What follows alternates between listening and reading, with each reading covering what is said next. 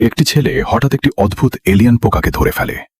পরক্ষণেই সে সেটিকে নিজের পিঠে লাগিয়ে নেয়। আর অবাক করার বিষয়, এতে তার শরীরে এক ধরনের অদ্ভুত আরাম ও ভালো লাগা কাজ করতে শুরু করে।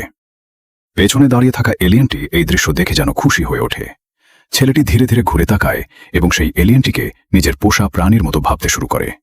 এরপর সে খাঁচা খুলে তাকে ছেড়ে দিতে যায়। ঠিক সেই মুহূর্তেই পাশে থাকা একজন ব্যক্তি দ্রুত এসে তাকে থামিয়ে দেয়।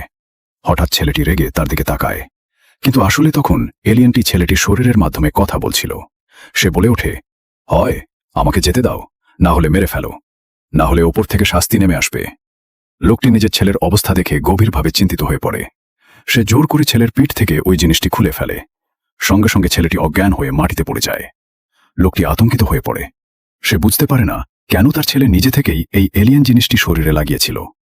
এলিয়েনটিকে বাঁচিয়ে রাখার জন্য প্রতিদিন তাকে পানি দেওয়া হতে থাকে। একজন বিশেষজ্ঞ তাকে অজ্ঞান করে কেটে পরীক্ষা করার পরামর্শ দেয়। মনে হচ্ছিল এলিয়েনটি তাদের সবকিছুই বুঝতে পারছে। দুপুরে যখন চারপাশে কেউ ছিল না, সেই বিশেষজ্ঞ খাঁচা খুলে তাকে অজ্ঞান করার চেষ্টা করে। কিন্তু হঠাৎ এলিয়েনটি তাকে ধরে ফেলে এবং মেরে ফেলে। ঠিক তখনই শব্দ শুনে নিরাপত্তা দলের সদস্যরা সেখানে পৌঁছে যায়। একজন মহিলা ডাক্তার বৈদ্যুতিক লাঠি দিয়ে এলিয়েনটিকে আঘাত করে, কিন্তু ততক্ষণে অনেক দেরি হয়ে গেছে। বিশেষজ্ঞটি মারা যায়। এলিয়েনটি সবার দিকে স্থির দৃষ্টিতে তাকিয়ে থাকে। দলের নেতা আদেশ দেয় এলিয়েনটিকে মেরে ফেলা হবে, কারণ খবর বাইরে ছড়িয়ে পড়লে পুরো বিশ্ব আতঙ্কিত হয়ে যাবে। কিন্তু মহিলা ডাক্তার এতে রাজি হয় না। সে বলে, গবেষণা অনেক দূর এগিয়েছে, এখন একে এভাবে মারা ঠিক হবে না। তর্ক বিতর্কের পর শেষ পর্যন্ত নেতা 24 ঘন্টার সময় দেয়। এরপর এলিয়েনটিকে মেরে ফেলা হবে। সারা রাত পরীক্ষা নিরীক্ষার পর তারা একটি গুরুত্বপূর্ণ তথ্য পায়।